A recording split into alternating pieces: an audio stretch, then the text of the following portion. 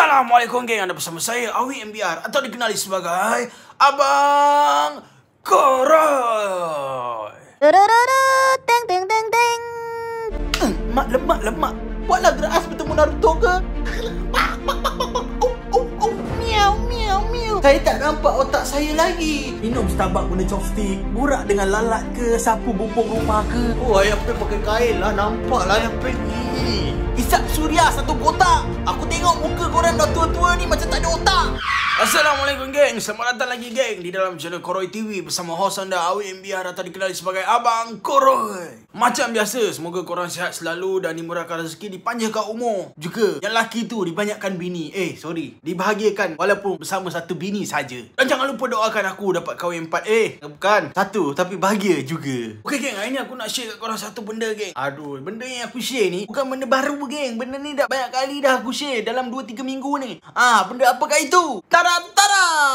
Neelofa, suami mengaku tidak bersalah langgar SOP PKPB.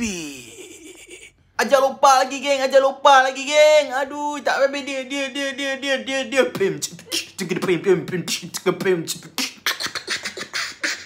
Power. Jadi apa yang dia mengaku tak bersalah tu? Dia mengaku tak bersalah sebab dia pergi nilai rentas negeri beli kapet tu. Hari tu kan aku dah buat video. Kau tak tengok lagi ke? Tengoklah video ni.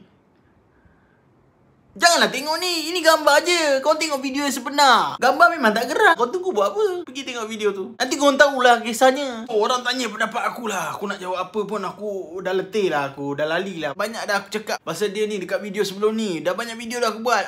Tapi kali ni aku akan cakap juga. Tapi bukan cakap seorang lah. Aku akan bercakap ataupun berpendapat melalui video Diva Azwan Ali. Kita tengok pendapat dia. Lepas tu aku akan ulas bersama dia lah. Aku react video dia tu. Jom kita tengok. Desakan Diva AA adalah sumbat Hamlau Sempudal ni dalam jail. I don't have to mention her name. What? Dislike. So, Setuju. Kompan ni dah tak kena dah. Boleh bayar. Kan? Bagi hukuman yang lebih berat. Baru hidup sikit lah. Baru berakal sikit lah bagi aku. padahnya sebab kerana kau orang tak boleh balik raya, kerana kau macam-macam rules keluar. Betul. Setuju. Ikut kan kita boleh balik raya geng. Kalau fikir logik lah kan. Kalau kau fikir pun lepas kejadian dia tu banyak betul rule baru. Tiba masa kau menggeleti sambut raya. Hello. Lu siapa? Kau tahu tak berapa Tu lah, hari tu kahwin tu pun macam yang dia pergi langkawi tu je yang kena. Yang duduk rapat-rapat tu tak kena pun masa kahwin tu. Lepas tu beli kapet lagi. Lepas tu sekarang ni beraya lagi. Bapak lah geng. Jangan jadi miskin geng.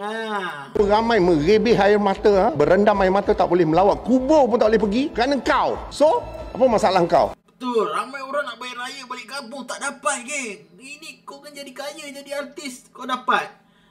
Setiap ada yang meninggal lagi geng. Tak dapat jumpa.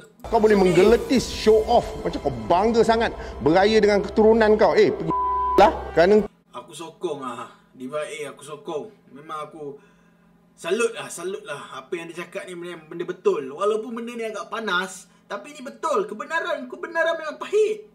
Kau lah negara huru-hara tau. Kau sengaja kan? Sebab kau ingat kau boleh bayar compound tu kan? Dan kau yakin kau takkan di jail kan? Aku desak kau di jail, tapi kau takkan di jailnya. Jangan risau. Kami ramai rakyat Malaysia akan desak juga dia di jail. Desak.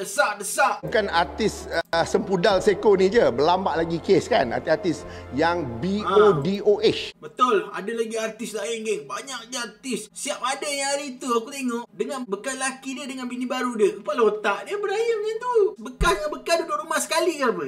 Macam tu ke? Tak logik lah geng. Tak logik. Ini apa? Kau pergi tanya mak kau. Bila aku kata kau BODOH, kau menggelupur, mengoyan. Amuk tak boleh terima, sentap. Tapi kau memang BODOH pun. Pui. Basah.